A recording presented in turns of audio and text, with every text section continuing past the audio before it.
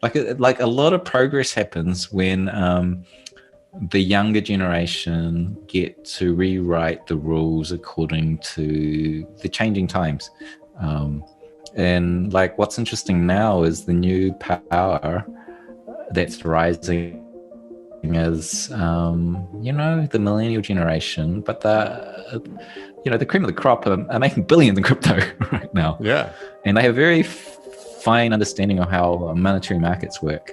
So I see a huge power change, right now. It's like, if you ever read the book, The Fourth Turning, it really describes every 4 generations. They go through archetypal kind of changes, and every fourth turning, the last one was the Great Depression going into World War II, when we had a major shift of regime and infrastructure change.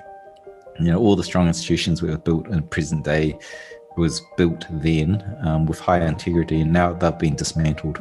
And we're actually in that fourth turning, in the fourth generation of that happening now. And it's the millennial generation that are now very capitalized with the ones that are capitalized, like SPF. We're very, it's new values. It's going to be a really interesting time in the next 10 years. I think it's ridiculous amounts of change we're going to have. And I think it's going to be positive. I'm not doom or gloom. It might be a bit of pain in the short term, but I think it's positive. Is.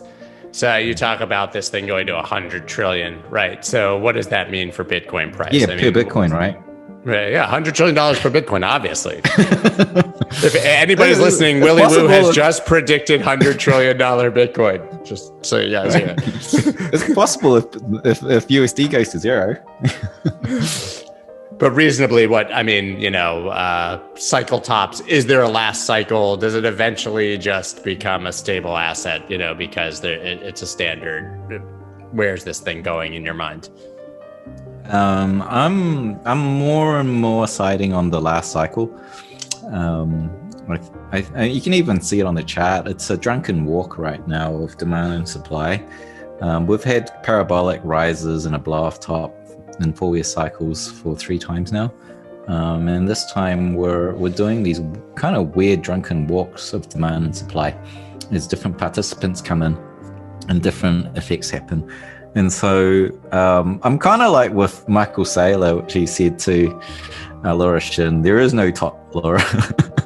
I think we might just not have these 4-year cycles because they're predicated on a supply shock from the halvening. Every 4 years, the sell pressure from miners halves, and the sell pressure from miners is getting pretty small now. We're at 1.7% inflation rate per year from miners, and the next halvening goes from 1.7 to like 0.8% or something like that.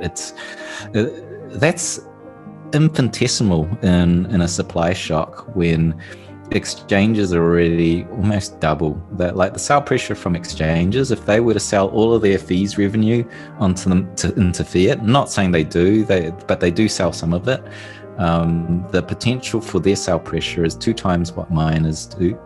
The sell pressure from Grayscale's ETF, well, it's not an ETF, but their fee management fees of 2% is about 5% of all the miners combined right now. So as ETFs start to climb, their sell pressure comes in. So there's all these kind of mature market like demand supply impacts that are really starting to reduce what impacts miners have, which is what the 4-year cycle is predicated on. So I think we're now in the last cycle, and some people say, oh, we're getting lengthening cycles. No, it's just like we've just made a binary shift from 4-year cycles into correlations in demand and supply to macro markets. But it's funny when you say the last cycle, I think your average person, the first thing is going to be like, oh my God, that's bearish. Like, this is it? It just went up and we're done.